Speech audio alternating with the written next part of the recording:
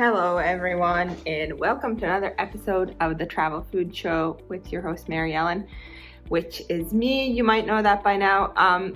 We talked a few weeks ago about the best coffee cities in the world, so I was thinking that we should broaden that up a bit and do all the best food cities in the world. So today we are going to be looking at the best food cities all around the world. So if you're really a foodie lover and you want to explore some local culinary traditions, these are cities that you should visit. And if you're not familiar with JoinMyTrip yet, we connect like-minded travelers. So if you're ever wanting to go on a trip and kind of don't know who to go with, we have a solution for you. So we have awesome trips planned by trip leaders, and you can also become a trip leader, then you can just join a trip of a trip leader with like-minded travel mates to all these amazing destinations. So you can start browsing our pages now if you're if the wanderlust is hitting you after all this COVID stuff.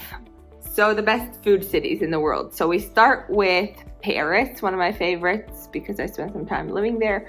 But the food vibe in Paris is just the best because, well, French love their food and they take it very seriously.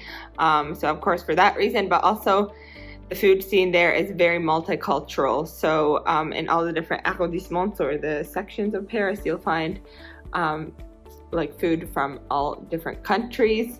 Of course, some arrondissements have a mix of all kinds of different countries, but usually they're kind of like located in one area. So if you're looking for Asian food, for example, you might find that in one arrondissement, versus if you're looking for traditional French food, you'll find that in another arrondissement. And there's also a lot of street food, especially around tourist destinations, so you'll be able to find stands and stuff. But of course the best way to experience the tradition there is to go for a full-on French dinner, and the French people have dinner really late, so you might want to keep that in mind when booking your restaurant.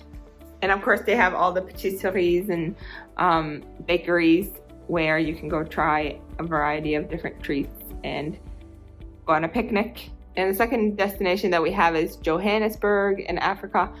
They have this really like cool laid back food vibe there, and they have a lot of open flame cooking. So if you're going there, that's kind of makes it special.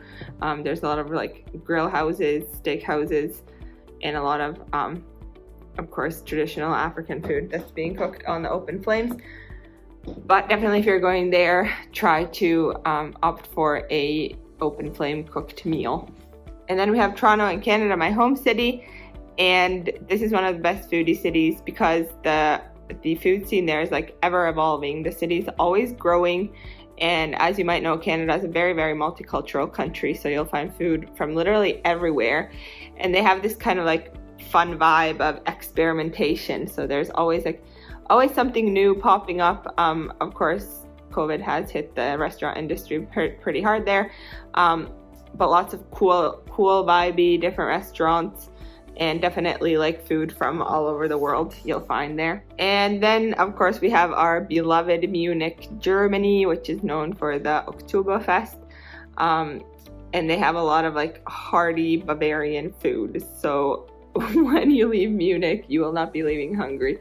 But yeah, definitely all of these different kind of traditional German foods, traditional Bavarian foods if you want to go for a hearty meal. And then we have Bangkok, last but not least. I talked about Thai street food that you should try, so you can go check out that video afterwards if you haven't watched it yet. But in Bangkok, the street food scene is like amazing. Like literally everywhere there's street food bars, and you can just go in for a meal for like super cheap. And a tip might be also to like ask for the price of the food beforehand if they don't list the price, because sometimes they do not list the price, so you want to ask for that because then they might charge you more than you should be charged, which still probably won't be a lot. But you might get scammed a little bit that way. But definitely all the street food bars there, give them a try. And then of course, do not forget to check out the Food Ranger's videos. He has awesome videos about food around the world. He's traveling again after COVID, so that's kind of fun and fresh. So you can go check out what he has to say. And thank you again for tuning in to another episode of the Travel Food Show. It was super fun. Like and subscribe to our channel to find awesome other travel videos from my teammates, all kinds of fun and cool travel tips. And of course, tune in next week for more. Can't wait. Bye.